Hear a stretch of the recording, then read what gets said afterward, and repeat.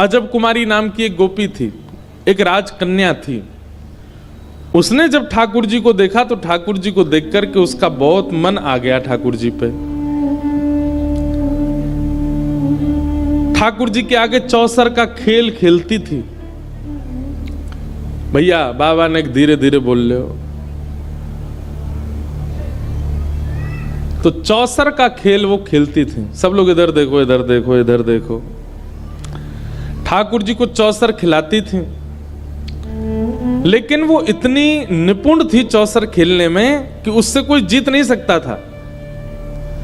तो वो क्या करती थी, ठाकुर जी के मंदिर में बीच अंगना में बैठ के चौसर खोल के और एक चाल तो अपनी चलती और दूसरी चाल ठाकुर जी के लिए चलती थी, ठाकुर जी के साथ खेलती थी।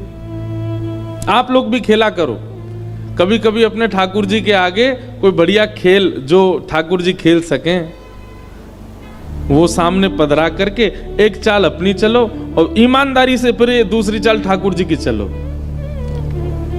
जब दीपावली आती है ना तो दीपोत्सव पे हमारे लाल जी की हम लोग भी चौसर खेलते हैं। तो एक बालक सामने बैठेगा, एक हम इधर बैठेंगे, हम होते हैं ठाकुर जी की तरफ से और वो बालक होगा श्री जी की तरफ से।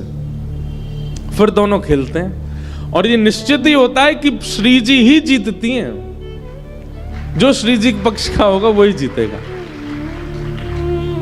और दाव पर ठाकुर जी लगाते हैं, दाव पर ठाकुर जी लगाते हैं अपनी पीली पीतांबरी, अपनी मुरली, अपना मुकुट, ये सब दाव पे लगाते हैं। श्री जी सब जीत जाती हैं। बड़ा आनंद आता है ठाकुर जी के उत्सवों में, लीला में। तो अजब कुमारी ठाकुर जी के साथ चौसर खेलती थी, उससे कोई जीत नहीं सकता था। लेकिन वो इतनी निपुण थी कि जैसे ही ठाकुर जी हारने वाले होते थे तो अंतिम चाल ऐसी चलती कि ठाकुर जी जीत जाते थे, वो हार जाती थी। तो ठाकुर जी उससे बड़े प्रसन्न हो गए, बोले कि बताओ ये मैं जानता हूं ये जानबूझ करके ऐसी चाल चलती है कि ये हार जाए मैं जीत जाऊं। लेकिन अजब कुमारी की इच्छा थी कि वो राजस्थान की रहने वाली है, उसके माता पिता इतना उसको उसके पिताजी राजा हैं, वो उसको इतना जाने नहीं देते बार बार गोवर्धन। तो ठाकुर जी से प्रार्थना करती थी कि आप मेरे यहां चलो। लेकिन ठाकुर जी कैसे जाएं? तब एक दिन उसने चौसर का खेल खेला और आज वो ये सोच करके बैठी कि आज मैं ठाकुर जी को हरा ही दूंगी।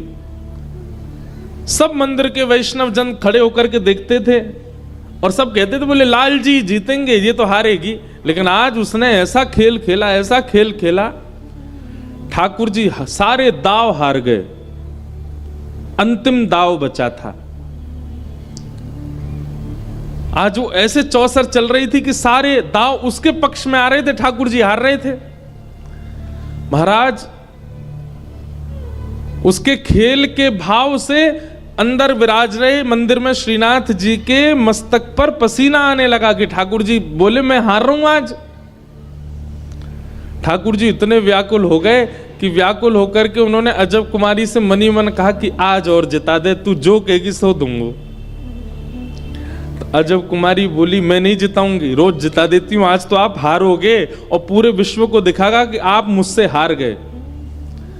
ठाकुर जी मनी मन बोले उससे, देख अजब कुमारी तू हमसे प्रेम ना करे, तू मान जा, देख ले हमें मत हरावे, हमारी नाक ऊंची रहने दे, ये सबरे ब्रजवासी हमारी जय जयकार करें और कहीं तू हरा करके तू तो चली जाएगी अपने घर और ये सब पीछे तो मोह चढ़ाएंगे कि लाला तुम तो हार गए। अजब कुमारी बोली चाहे जो हो आज तो आप हारोगे। ठाकुर जी बोली तू जो कहेगी सो करूंगा, लेकिन तुम वो जिता दे। अजब कुमारी बोली वचन दो, जो मांगूंगी सो दोगे। ठाकुर जी बोले देंगे, तू बस जिता दे।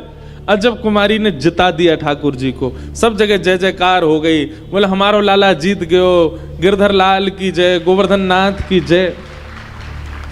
ठाकुर जी ने मनी मन अजब कुमारी से कही अब बता तो कहाँ चाहिए। अजब कुमारी बोली मेरे साथ अब राजस्थान चलो, वहीं विराजो, मेरे लिए विराजो।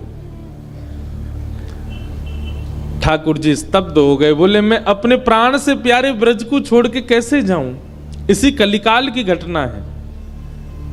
अजब कुमारी बोली मोए ना पतो, आपने मुंह को वचन दियो है, अब चलो। अजब कुमारी के लिए हमारे श्री गोवर्धन नाथ जो कि श्री गिरिराज जी में प्रकट हुए, वे नाथ द्वारा विराज गए, मेवाड़ चले गए और वहीं विराजमान हो गए अजब कुमारी के लिए। तो हमारे ब्रज को लाला वहां बैठो है, उनसे हम प्रार्थना करने जाते हैं, उनसे हम मिलने जाते हैं, उनके सन्मुख दर्शन करने जाते हैं।